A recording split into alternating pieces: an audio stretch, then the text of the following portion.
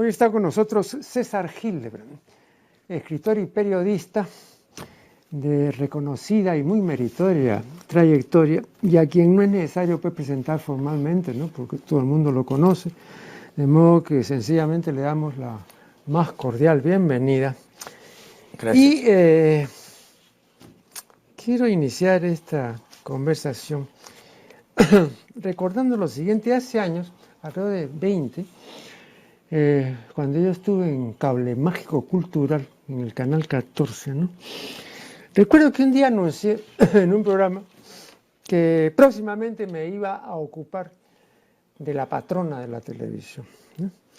Entonces recuerdo pues que la gente pensó inmediatamente pues que la televisión que todos conocemos, ¿no? Que es esa transmisión a distancia de imágenes mediante ondas hertzianas, era la televisión a la que yo me estaba refiriendo, ¿no? Entonces dijeron, bueno, fíjate, tiene una patrona, ¿no? Así pues como la ciudad también tiene otra patrona, en fin, va a ser interesante. Pero luego yo les aclaré, pues más adelante, que no me refería a esa patrona, ¿no? Sino a otra patrona que por supuesto ya desconocían. Claro, yo conté esto inicialmente para demostrar que la gente estaba tan imbuida de televisión, la televisión había entrado tanto en este país, que no podían pensar sino en esa televisión, en la televisión de la caja boba, ¿no? Pero no se les imaginaban que podía haber otra televisión. Bueno, entonces sencillamente les expliqué pues, que había que fijarse en la etimología, ¿no? Que era la visión a distancia, y que yo me estaba refiriendo a algunas iluminadas, algunas mujeres místicas, ¿no? Que tenían esta facultad incomún, ¿no? De ver cosas a distancia y como si hubieran estado en el lugar de la ocurrencia sin estarlo, ¿no? O sea, podían pues estar a miles de kilómetros y sin embargo después referían exactamente lo que había pasado, pero no habían estado ahí, ¿no? Entonces habían televisado los acontecimientos, ¿no? Bueno, entonces claro, yo conté esto porque dije, ahora solamente la televisión en la que todo el mundo piensa es la televisión pues, que todos conocemos. Yo creo que la televisión aquí, después me dirás qué opinas, tuvo la gran facilidad de estar en la casa, cosa que no tuvo el cine nunca, porque había que ir a un local. Pero en la casa tenías la televisión ahí, inicialmente tú recuerdas pues estaba en el comedor la televisión, entonces ya para comenzar interrumpió la sobremesa o la anuló, ¿no? Y luego, bueno, se mudó de lugar, estuvo en el hall, en la sala de recibo, en fin. Llegó al baño, creo. Claro. Para ser coherente. Para ser coherente.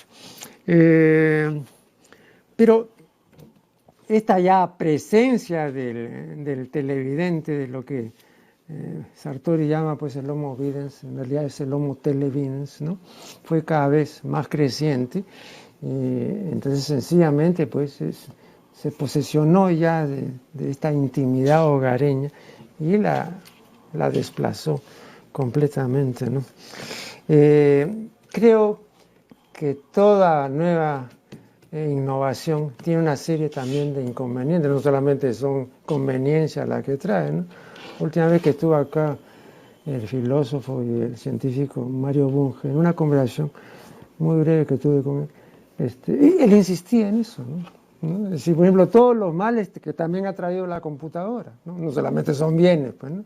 Entonces recuerdo que dio una conferencia sobre eso, sobre la computación, y entonces enumeró pues los inconvenientes también de eso. Él decía, ¿no? Imagínense ustedes, para mí, viéndolo con ojos científicos, este mono desnudo que es el hombre, ¿no? Que es una cuestión pues completamente primitiva, está frente al invento más extraordinario del siglo XX. Entonces es absolutamente incongruente que este hombre primitivo esté frente a ese invento, ¿no? Pero es así, pues le decía yo, bueno, no hay nada que hacer, pues. Entonces, la primera cuestión que quiero poner sobre el tapete es cuáles son las consecuencias o qué repercusiones ves tú desde el advenimiento de la televisión entre nosotros, poco más o menos, si no estoy mal informado, en el año 58 me parece que ya... La comercial, la 57 fue la nacional, justamente claro, con este canal. Claro. ¿Cuáles han sido las consecuencias de esa propagación? A nivel educativo y cultural, con el paso del tiempo, devastadoras. Se ha empobrecido la comunicación, se ha empobrecido la masa crítica de inteligencia en el Perú, se ha reducido considerablemente por muchas causas, pero una causa, sin lugar a dudas, es la televisión y los paradigmas que vende, que produce, que recrea. Y además hay un proceso de decadencia en los últimos 15 años o 20 años de la televisión comercial. Los contenidos son cada día menos exigentes, más brutales y más tendientes a la barbarización de la especie, ¿no? O sea, si la televisión gobernara, nosotros tendríamos que estar en calzoncillos en este set y con un par de garrotes, por si acaso. Si la televisión realmente pudiese ejercer la dictadura que quisiera. Yo la veo mal. Yo he estado en la televisión mucho tiempo y nunca la he visto peor, la televisión comercial, que hoy. Nunca. Nunca más bruta, nunca más ignorante, nunca más sin horizontes, nunca más sin audacia, ¿no? Alguna. Ahora, dicen que hacen lo que le gusta a la gente, pero el círculo es vicioso, pues. Si la gente no tiene otros menúes, si la gente no tiene otras alternativas, pues hombre, escoge. Pero sí es cierto que si la televisión está así es porque hay una democracia de tumulto, ¿no? De muchedumbre, en algunos casos de oclocracia, sí, ¿por qué no? Esa gente produce también esa televisión. La pregunta es, ¿el Perú se merece otra televisión? No puedo responder eso, porque no me atrevería. No sé si tú tienes la respuesta, pero... Bueno, pero una vez yo recuerdo, cuando estaba en Cable Mágico Cultural, la televisión comenzó a admitir a los llamados cómicos ambulantes, ¿no? Y una de las personas del canal estaba horrorizada frente a esa admisión, ¿no? Y yo defendía a los cómicos ambulantes, porque dije, bueno, ¿y qué más quieren ellos? Si los traen, los llaman. Ellos no han venido aquí, han tocado la puerta. Entonces, han visto la coyuntura, pero los directivos del canal, no los cómicos ambulantes, porque no podrían imponer nada. Y entonces han dicho, bueno, esto es lo que necesitamos, este tipo, digamos, de contenido, entre comillas, eso es lo que necesitamos. Exacto. Entonces, el asunto... Porque es un asunto de rating, Marco Aurelio. Este programa, que es muy bueno, que es magnífico, acepté porque rechazo muchas invitaciones y acepté esta porque es este programa. Pero este programa, pues, en términos de rating, es poco significativo. Sí. Y eso es todo un síntoma. Eso es todo un test del Perú, ¿no? Y yo he estado en la televisión comercial y te puedo decir que el gran problema precisamente es la presión publicitaria, el rating, la dictadura del rating. En realidad, la televisión es un montón de espacios que lo que venden es la publicidad. La protagonista es la publicidad, los intervalos son los espacios. ¿Con qué los llenas? Con aquello que puede precisamente producir, en fin, atractivo, magnetismo, estupor, sobre todo, lo último, ¿no? Y eso se ha ido degradando a un punto tal en que ya no es suficiente la violencia ni la muerte, sino el detalle de la muerte, una especie de pornografía de la muerte, ¿no? De qué tamaño era la herida, por dónde salió la bala, qué orificio es, cuántos fueron, etcétera, etcétera. Y no sé a dónde vamos a llegar, porque esto no tiene límites, evidentemente. Y como no hay capacidad autocrítica alguna, el horizonte es infinito para esto. Claro, pero ahí viene el asunto que ya otra vez se ha debatido, de la autorregulación, ¿no? O, claro, yo aquí, y más de una vez, conversando con Fernando Vivas, que defiende la autorregulación, él me decía que era la única salida, ¿no? Entonces yo le recordaba que cuando Herbert Marcuse estuvo en Berkeley, en la Universidad de Berkeley, en la época de los 60, ¿no? La protesta juvenil y todo lo que tú conoces. Le preguntaron también eso. Oye, usted, ¿qué hacer con los medios de comunicación masiva? ¿Qué hacer? Hay que intervenirlos, pues. Yo a los 3 meses comienzo a cambiar la mentalidad de California. Mientras que se diga y se hable, no se puede hacer nada, pues. Entonces, esa es una medida drástica, ¿no? Bueno, acá se asustan, ¿no? Entonces te dicen, pues, cualquier cosa, ¿no? Pero no es necesario intervenir, basta apelar al artículo constitucional que dice que los medios de comunicación deben contribuir a la educación y la cultura. Lo dice la Constitución del 93, ¿eh? Estoy hablando de la fujimorista, la impuesta, la dictatorial. Ya no te digo la del 79. Así que la Constitución, pero la Constitución, como tú sabes, es un libro humorístico en el Perú. Claro. La pudo haber escrito Sofocleto. Es para matarse de risa la Constitución. Vamos a hacer acá una primera pausa y ya retornaremos. Estamos dialogando con César Hildebrand.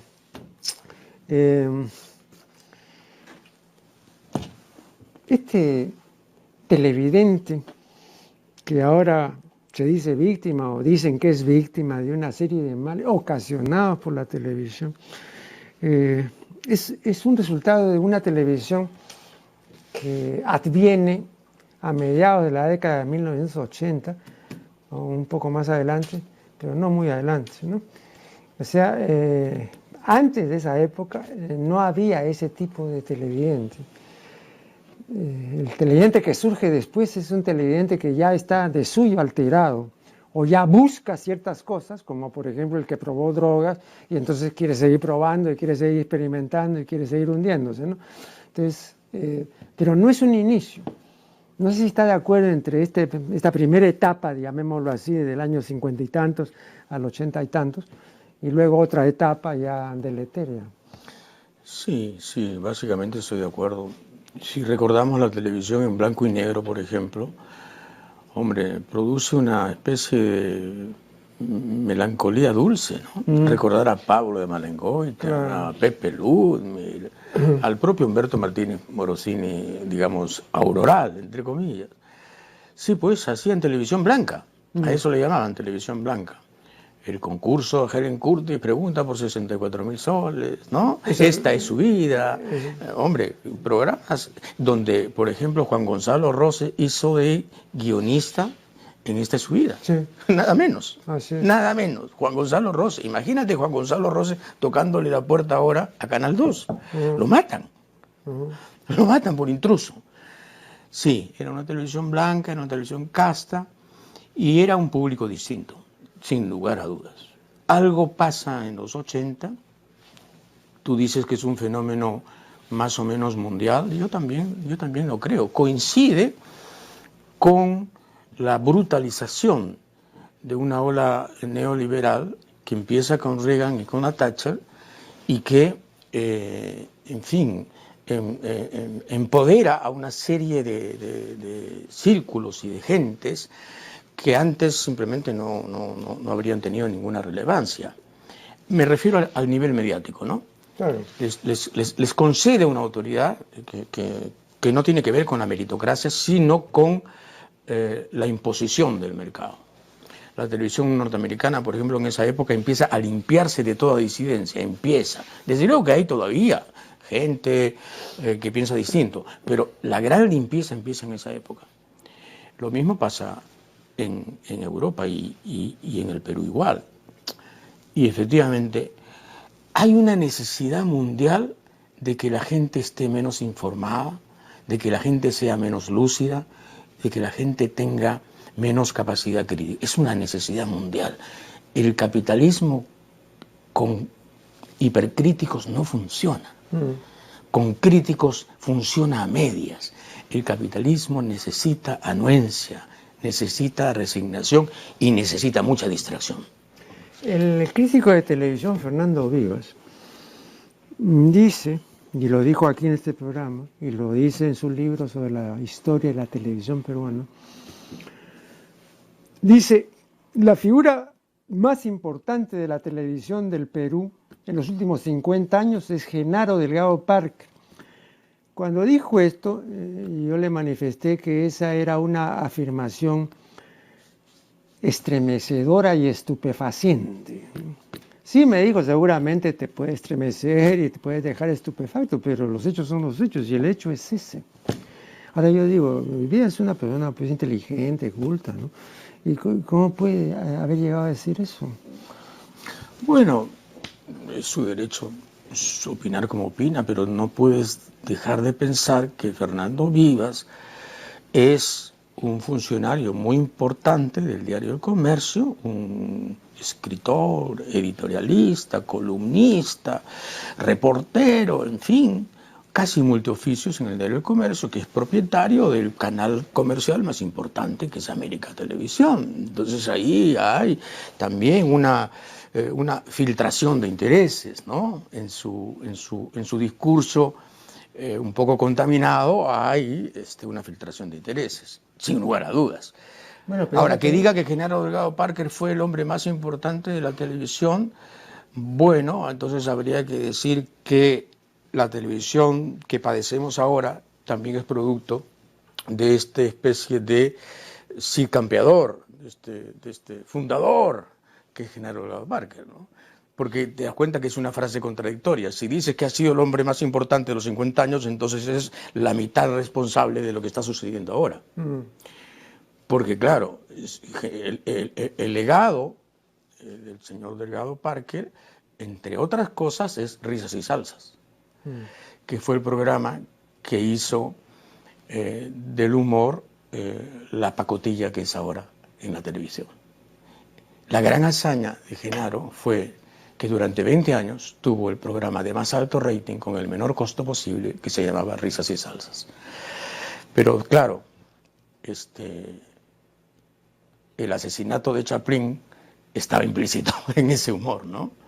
El asesinato de toda ironía, de toda fineza y de todo humorismo real estaba implícito en ese programa. Entonces al señor Vivas también habría que recordarle eso, ¿no? No, pero me parece a mí que es una comparación forzada, porque traer a colación a Chaplin, ¿no? Y compararlo pues con una producción como Risas y Salsas, ¿no? Es demasiado violento, ¿no? Claro, pero justamente quiero ser violento para que la gente entienda que el humor no estaba pues en Risas y Salsas, estaba, en fin, la parodia grotesca, la caricatura gruesa, la chabacanería, sí. Sí, no, pero digamos, te comienzan a hollar la trocha, digamos, del facilismo, que es una de las características de la llamada posmodernidad y de la era digital y de la sociedad informática. El problema de esta nueva etapa es que tenemos cuatro ismos, ¿no? En primer lugar, tenemos el inmediatismo, ¿no? En segundo lugar, tenemos el fragmentarismo. En tercer lugar, tenemos el superficialismo, ¿no? Y luego tenemos el facilismo. O sea, estos son cuatro ismos que están en todo y que están despotenciando al ser humano porque dependen, ¿no?, de la multiplicación de prótesis, o sea, de adiciones. Entonces, ahora tú no podrías concebir a un ser humano común y corriente sin la cantidad de prótesis que cualquier ser humano tiene, comenzando pues por el celular y 20 cosas más, ¿no es cierto? Si tú le quitas todo eso, entonces lo dejas desprotegido completamente, no sabría qué hacer. Cada adición es una pérdida de alguna facultad o una disminución de esa facultad que ya no se va a usar, ¿no? Sí. Entonces, claro. Entonces, pero no hay humanismo posible ahora. Claro, pero ya eso, pero tampoco ya eso es reversible. O sea, sencillamente el asunto es así y bueno, yo recuerdo, seguramente también tú lo vas a recordar, que cuando se popularizó la calculadora automática, ¿no? Tú ibas a cualquier cambista, digamos que el dólar estaba a 3 soles y le decían, dame $10, no podía ser ya mental. Ese es el problema, ¿no es cierto? O sea, no, si tú ves aquí que apretando esto, que jalando esto, ya te evitas, ¿no?, el esfuerzo o el pequeño esfuerzo, ¿no? Entonces comienza a lastrarse. Sí, pero digamos que podrías pensar que evitarte labores menores, como multiplicar o sumar, eso te daría tiempo para pensar en cosas mayores, pero no sucede eso. No, pues. Es que no usas la calculadora para no pensar en cosas, y tampoco piensas en cosas mayores.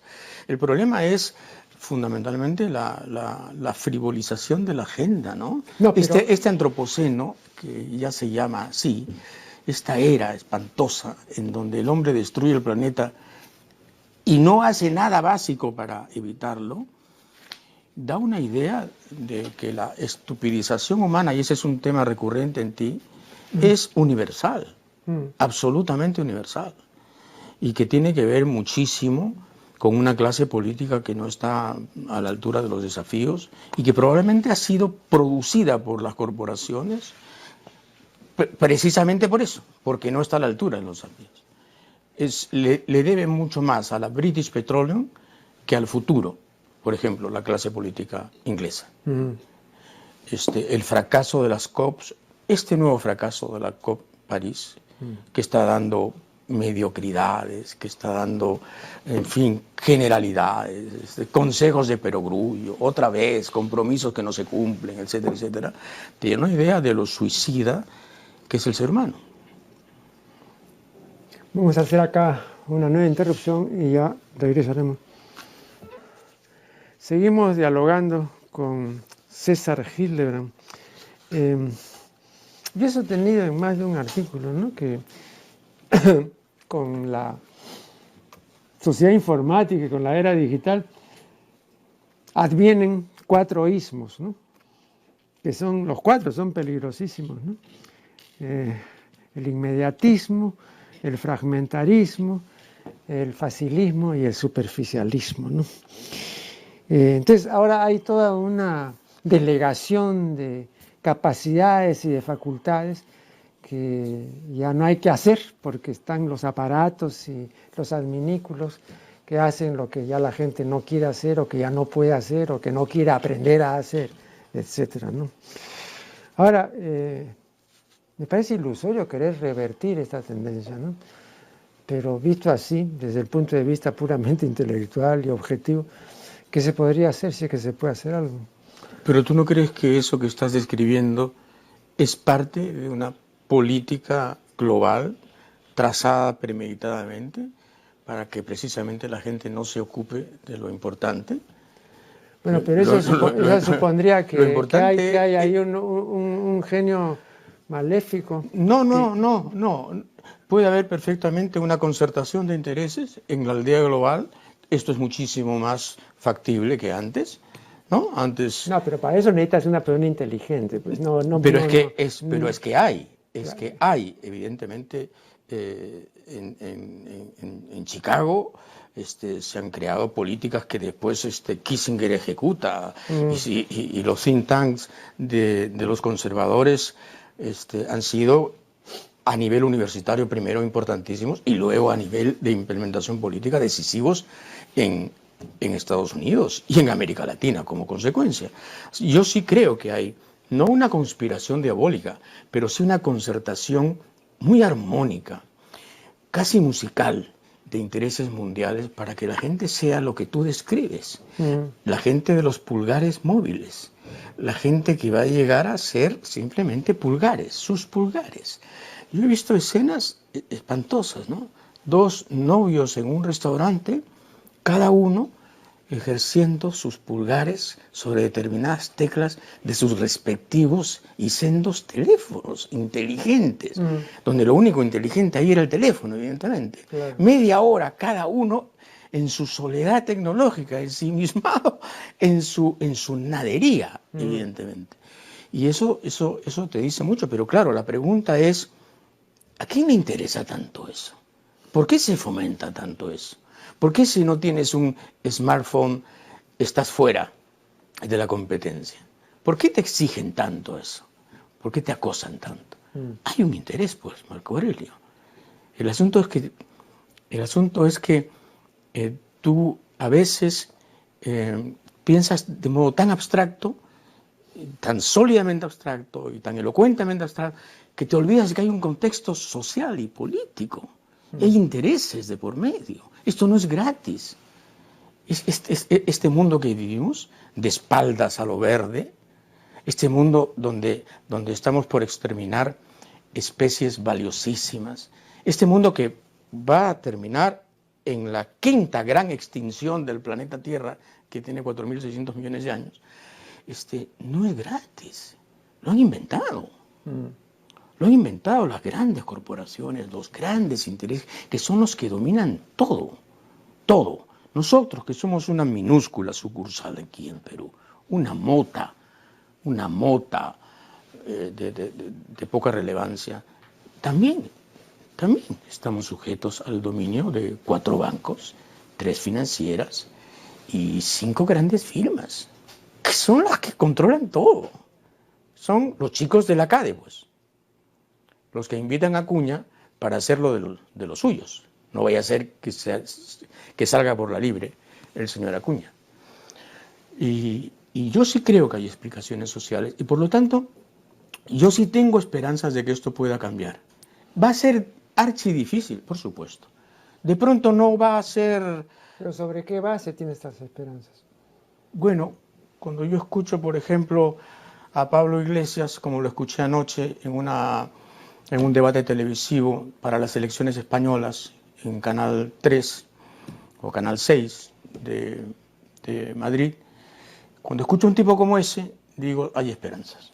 Porque Pablo Iglesias es un tipo que precisamente ha reunido la indignación de su generación, que ha podido tener información suficiente para construir una plataforma de cambio verosímil y te la ofrece. Entonces ya depende de ti si la escoges o no. Si escoges el continuismo, la inercia, la agonía o escoges el cambio. Pero por lo menos se abren posibilidades en algunas partes del mundo que nos dicen, hombre, esto no es inexorable. El libreto no tiene que ser uno solo. Hay posibilidades de desentonar, de desafinar. Tienes razón tú en decir que esto es muy difícil, que en algunos casos ya es irreversible. Lo que le hemos hecho al planeta ya es irreversible. El planeta va a aumentar su temperatura en 2 o 3 grados. Eso ya es irreversible. El asunto es que no llegue a 6. El asunto es que no llegue a 6.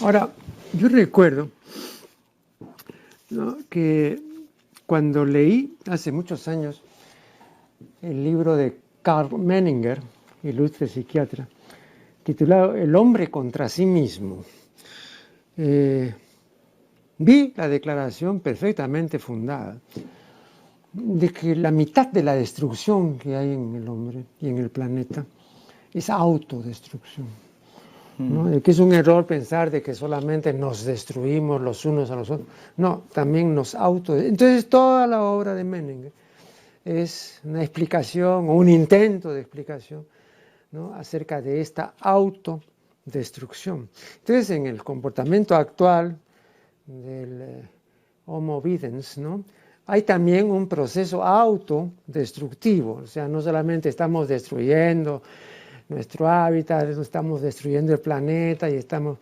embarcados en una serie de correrías demenciales, sino también que nos vamos destruyendo.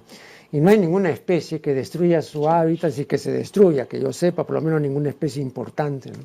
Entonces también esa es otra singularidad que nunca se tuvo en cuenta, ¿no?, porque se creyó de que éramos lo suficientemente racional como para no estar embarcados en ¿no?, como diría Silvia Plath, en llamativo striptease del acabamiento, ¿no? Un striptease interminable, pero nos vamos aniquilando, ¿no? Sí, pero si lo consideramos eso como un destino inflexible, la otra alternativa es el suicidio, que siempre será el gran problema. Bueno, eso decía Camus, pues es el único problema importante de la filosofía. El único problema de la filosofía es el suicidio, ¿no? El verdadero problema. Claro. Pero yo soy un lector asiduo de Émile Cioran, que es también una de tus lecturas seguramente. Claro, ¿no? Claro. Este rumano genial. Y hay una entrevista que le hicieron alguna vez y Cioran, bueno, desplegaba esta especie de estética del pesimismo, ¿no? Porque es un pesimista Era un pesimista que decía las cosas con tanta belleza que imantaba, ¿no? De verdad, daba ganas de ir con él al agujero negro que nos proponía, ¿no? Y debatirnos ahí, en la nada. Y entonces el periodista le dice: señor Cioran, usted es pesimista y fatalista y tremendista y apocalíptico, pero usted, yo lo he visto a usted alegrarse porque las radiografías de su pulmón estaban bien. Entonces usted también quiere vivir. Y Cioran decía: sí, es cierto. Porque la vida no es opcional, es un mandato, ¿no? Y yo soy como todos, quiero vivir y voy al metro. Y eso es un poco lo que nos puede pasar a los que creemos que hay una estética del pesimismo, ¿no? No podemos perder el vínculo con la posibilidad del cambio, porque si no, entonces la otra alternativa es tomarnos 40 nembutales, ¿no? Hacer lo que hizo algún poeta que tú me contabas al principio del programa que hizo al final de su vida. Y yo no quiero. No. Pero para eso tienes que tener una luz. Estaba citando hace un momento a Bradbury y recuerdo una cita muy interesante y que la digo brevemente, ¿no? Dice Bradbury: todas las mañanas cuando me levanto piso una mina. Esa mina soy yo. Después, el resto del día me dedico a recoger los pedazos. Bueno, ese tipo de lucidez, sí, ¿no? De un proceso de autodestrucción, pero con una plena percatación de que es así. O sea, no hay posibilidad de engaño ni nada, ¿no? Claro. Y luego esta cita otra que se... Pero fíjate que Bradbury escribió preciosos libros, sí, ¿verdad? No es que pisó la mina y ahí terminó, hecho pedazos, ¿no? Troceado casi por sí mismo. No, escribió Fahrenheit 451, que claro, es una de las mejores cosas que he leído en mi vida. Escribió Cuentos marcianos, escribió maravillas. Hombre, es el fundador de todo un género. Ahora también yo quería citar en este contexto a Jean-Paul Sartre, ¿no? Que tiene una frase que a mí me gusta citar porque tiene miga y substancia y es muy breve. Dice: tal vez podamos curarnos de una neurosis, pero no podemos curarnos de nosotros mismos. Yo creo que es así. Bueno, vamos acá a hacer una nueva interrupción y ya volveremos. Bien, este es el último tramo de una interesante entrevista con César Hildebrand. Bueno, no voy a pedir a nuestro ilustre invitado, ya no diré pues recetas, ni siquiera paliativos para esta comprobación de una realidad televisiva devastadora y animalizante, ¿no? Sin embargo, sé que César Hildebrand tampoco no es un pesimista radical, ¿no? O es un pesimista, como dice Bryce, que quiere que las cosas salgan bien, ¿no? Huyo del pesimismo, me cuesta huir. Sí, ¿no? Me cuesta, pero huyo, sí, porque es una tentación perversa, ¿no? Y además poderosa. Pero en este caso, poderosa, concretamente, tal como están las cosas en los medios, casi es una obligación ser pesimista, porque tampoco tendría que en mucho sentido, digamos, forjarse ilusiones. No, desde luego, desde luego. El diagnóstico es malo. Ahora, el pronóstico dependerá. El pronóstico en el plazo inmediato es malo también. Con la clase política que tenemos, con la abolición virtual de los partidos políticos, convertidos en maquinarias electorales o en improvisaciones caudillescas de opereta, ¿no? ¿Te imaginas, no? Los caudillos de ahora frente a los caudillos de antes. Claro. Entonces, sí, el pronóstico inmediato, pero yo creo que va a haber pues una reacción, yo creo. Si tú me dices, ¿y en qué te basas? De la juventud. De la próxima juventud. Esta juventud me parece que está demasiado impregnada de todo aquello que tú dices, ¿no? Sí. la frivolidad, los sismos que a ti te gusta Ya, enumerar. pero ¿cómo vas a desimpregnar a la siguiente, no? Porque se supone que habrá que tomar una medida para que no se contamine. Bueno, hay medidas, pues, por ejemplo, la reforma electoral es importante, ¿no?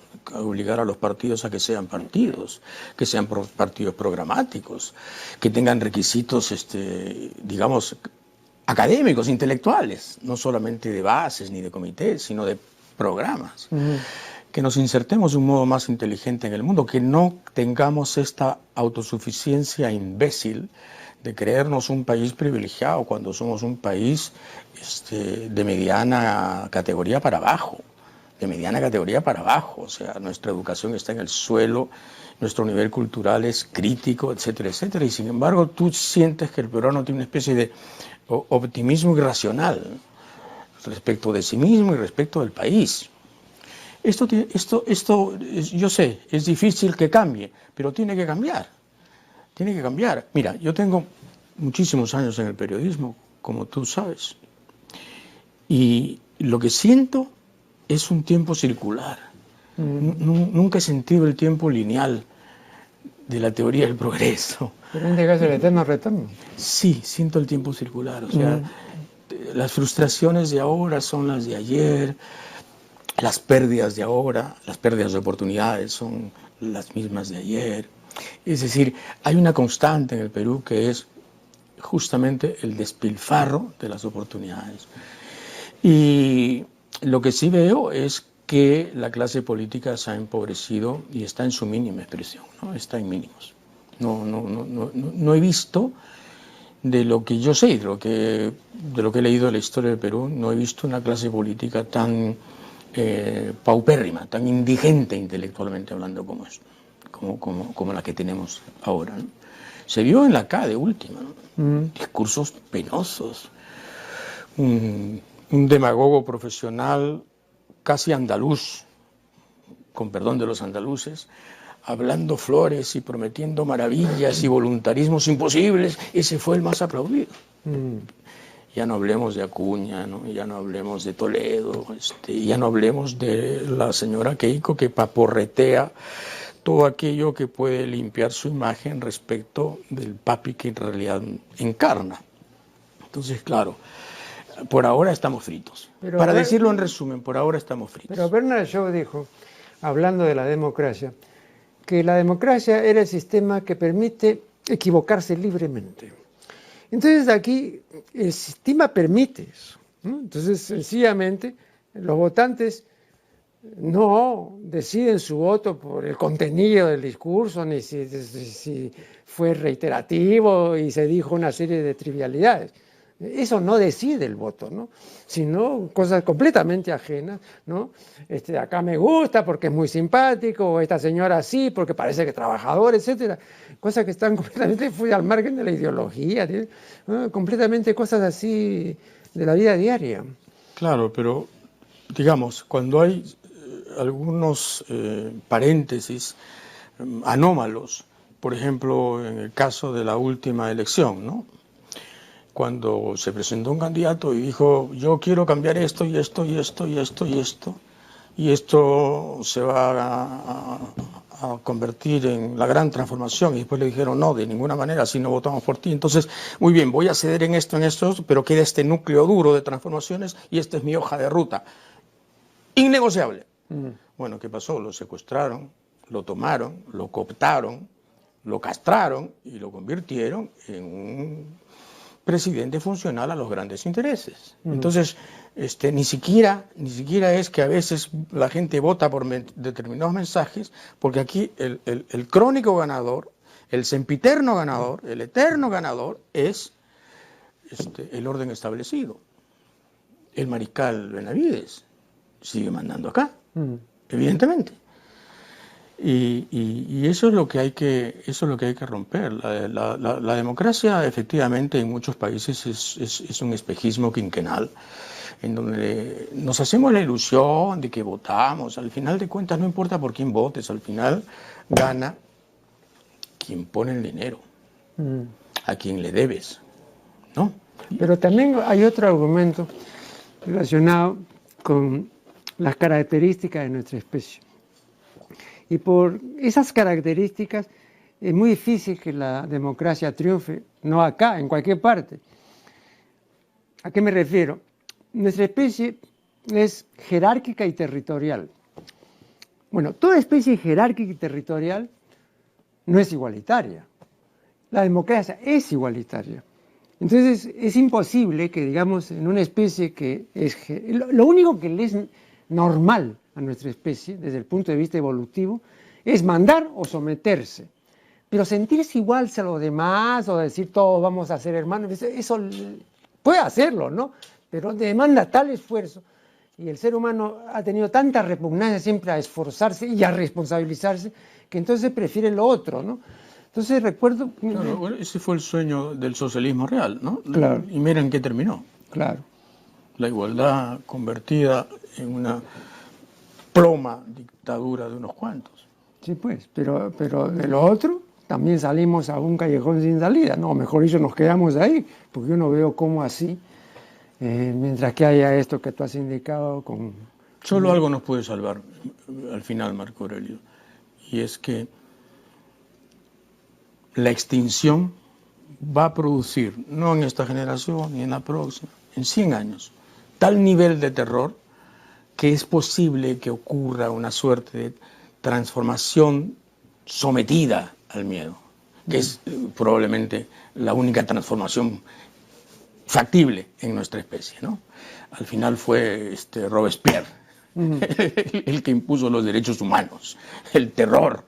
El terror fue el que creó los derechos humanos de los que ahora hablamos, ¿no? En la Europa democrática. Bueno, pero fue el terror, fue la guillotina.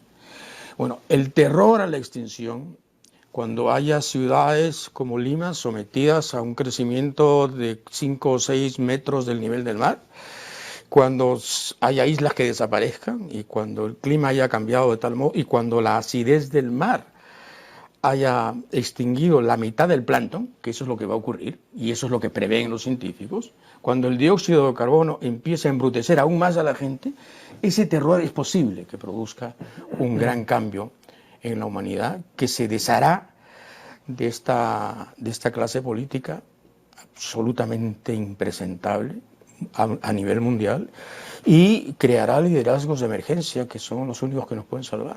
Al final esa es, fíjate, la esperanza verde en la que uno puede sostener la existencia. Luchar por ello es lo que a mí me mantiene. Luchar por ello es lo que a mí me mantiene. Porque de otra manera abandonamos el barco y nos dedicamos al periodismo, ¿no?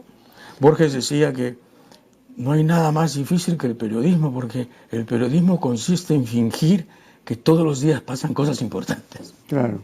¿No? Claro. Cosa que es absurdo, ¿no? No pasan todos los días cosas importantes.